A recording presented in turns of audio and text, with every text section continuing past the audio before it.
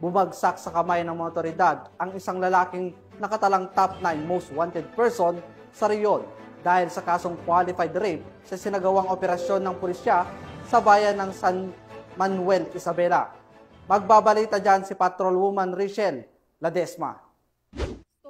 Otoridad ang ikasyam sa listahan ng Regional Most Wanted Persons sa Cagayan Valley dahil sa kasong qualified rape ng isang minor de edad sa isinagawang operasyon sa Barangay Santa Cruz, San Manuel, Isabela noong ika-25 ng Agosto taong kasalukuyan.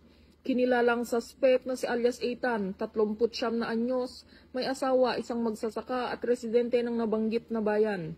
Ikinasang matagumpay na operasyon sa pamamagitan ng pinagsanib na pwersa ng Quezon Police Station at iba pang hanay ng Isabela Police Provincial Office at Regional Mobile Force Company. Ang warrant of arrest laban sa suspect ay inilabas noong ika-30 ng Hulyo taong kasalukuyan ng Regional Trial Court Branch 2 at walang inirekomendang piyansa para sa akusado. Ayon kay Police Brigadier General Roy B. Pareña, Regional Director ng Police Regional Office 2, ang pagka-aresto sa suspect ay patunay ng walang humpay nating kampanya para sa hustisya ng mga biktima ng karumal-dumal na krimen.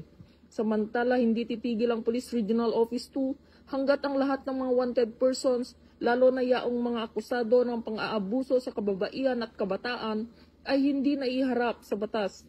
Dahil ito ay malinaw na patunay ng ating kapulisan ay may matatag na paninindigan sa pagbibigay proteksyon sa mga mahihina at pinaka-vulnerableng sektor ng ating lipunan.